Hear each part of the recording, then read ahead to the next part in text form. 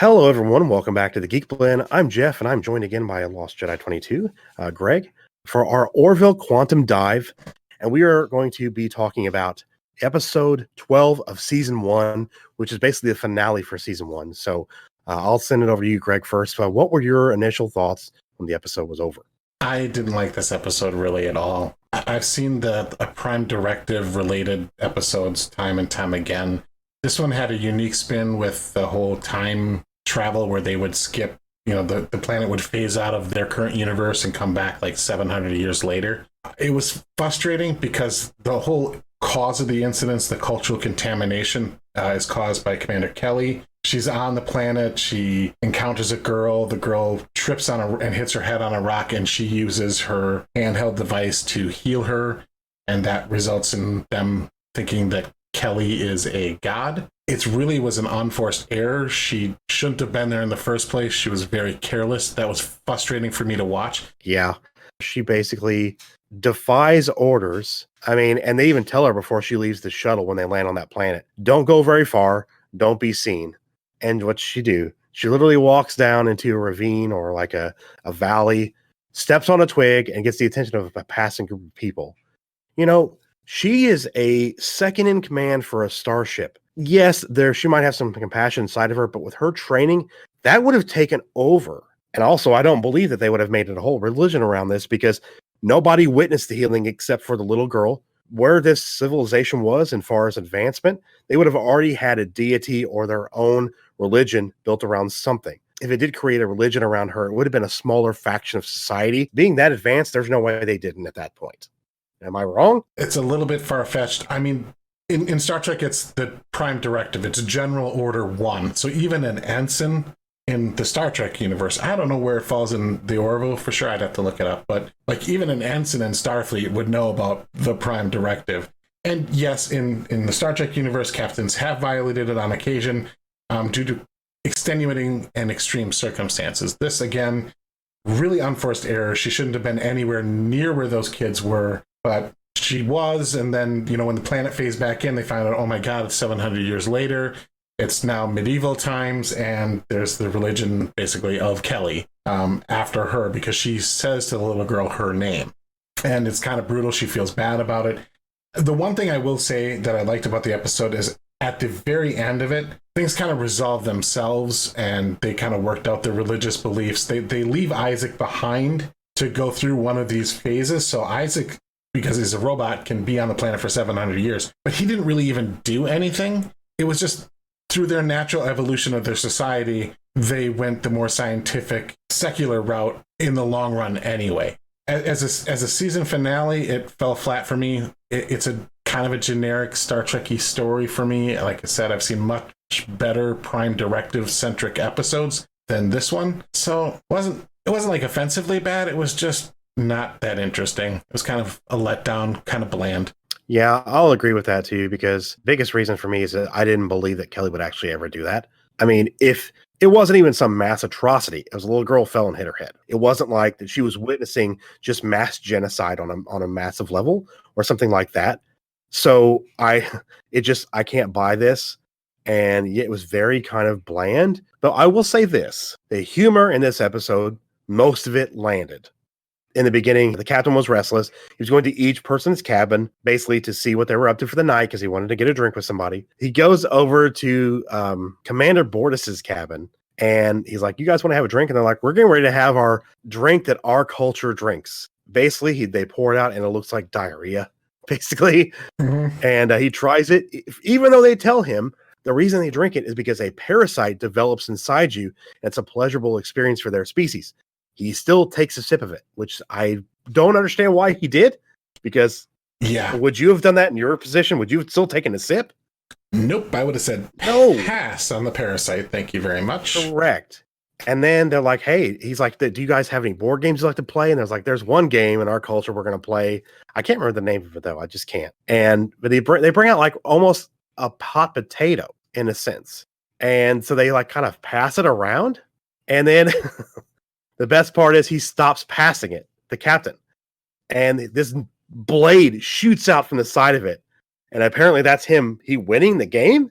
But instead of the potato being hot like fictional, an actual knife comes out, when you stop passing it around. And I thought that was pretty funny. That joke landed. That whole thing was a good sequence. Yeah, it wasn't bad. I mean, the other comedic elements worked. Nothing really, other than that Blade hot potato game, nothing really sticks out in my head. But like, I do remember there was several moments where I chuckled. Nothing, no uproarious laughter. It was just some fun moments. Not bad. There was a few other things that worked. The whole thing with them leaving Isaac made sense. But I mean, they should have never gotten to that point in the first place. I will say that because of how stupid it was. But yeah, they did the whole thing. Well, will they? Will they? Won't they? With the commander and Kelly, and it's probably not a great situation to have a husband and an ex-wife be captain and commander of a ship. But that's one of the premises of the show. That's it's just how it's set up, and it is what it is. The episode was very forgettable, and it's like And for a season of a show that's starting out like this, and you're wanting to get people's attention, the finale did not do them any favors. No. Like I said, it was pretty bland.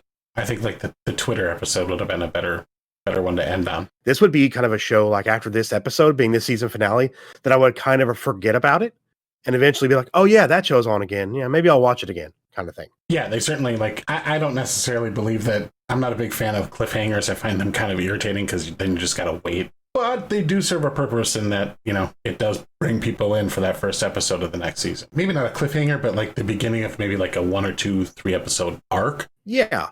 Yeah, that would be a better thing to do. Not just a cliffhanger, but something that kind of led in to want to see where specific maybe story threads were going to go. And this was just kind of like, this happened, and then they were done. But I will say that overall, I like the episodic format rather than the serial format. So it would have been better if it was a better episode, but I don't want long story arcs or season-wide story arcs. I like contained stories. So yeah, and that works better for this show as well. We'll see going forward how they use everything with season 2, and I do kind of hope they don't continue the will they or won't they as much with them, because if they do, it's going to get really old.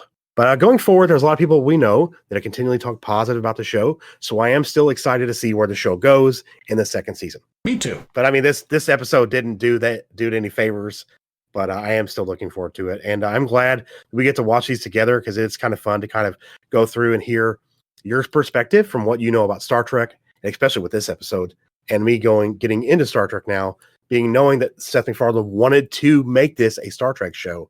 So seeing the similarities going through the season and, doing Prime Directive episodes, basically is what this was. It was a episode that challenged the Prime Directive, but they didn't do it in a very good way. It just because it kind of fell flat for me.